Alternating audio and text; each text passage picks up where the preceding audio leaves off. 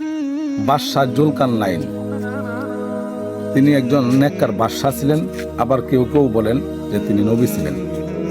তিনি পৃথিবীর শুরু লগ্নে পৃথিবীতে এসেছিলেন এবং আল্লাহ পাক ওনাকে বিশ্ব ভ্রমণ করার ক্ষমতা দিয়েছিলেন।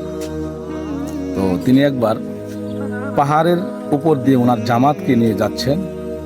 তো পাথর, সাদা লাল নীল পাথর দেখে বাদশাহ জুলকারনাইনের জামাতের সাথীরা তারা অনেকেই তাদের ব্যাগের মধ্যে অথবা তাদের যে পাত্র ছিল পাত্রের মধ্যে টুকাইতেছিলেন আর নিচ্ছিলেন।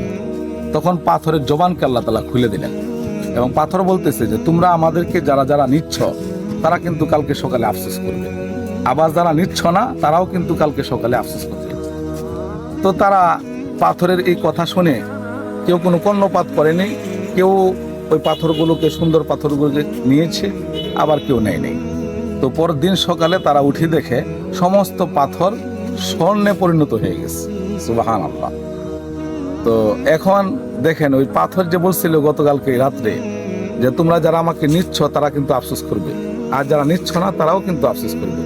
তো পাথরের কথাই সত্য হলো।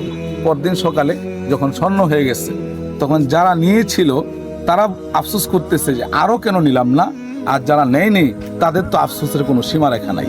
ঠিক তেমন করে মৃত্যু যখন কোনো মানুষ কবরে যাবে তখন নেকি অর্জন করনেওয়ালাও আফসোস করবে, আর নেকি যে নিতে পারে নাই সেও আফসোস করবে।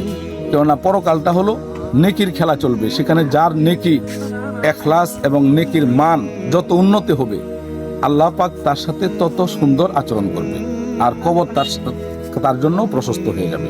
আর যদি নেকি না নিয়ে যদি বদ আমল নিয়ে যায় তাহলে তো উপায় নাই, তার সেখানে আফসোস ছাড়া কোনো গুরুত্ব থাকবে না এবং শাস্তি অনন্তকালের জন্য শাস্তি নেমে আসবে। কঠিন থেকে কঠিন শাস্তি তার জন্য অপেক্ষা করতেছে। এই জন্য আসুন আমরা নেক আমল ইখলাসের সাথে অর্জন করার চেষ্টা করি। আল্লাহ তাআলা আমাদের সকলকে আমল করার তৌফিক দান করেন।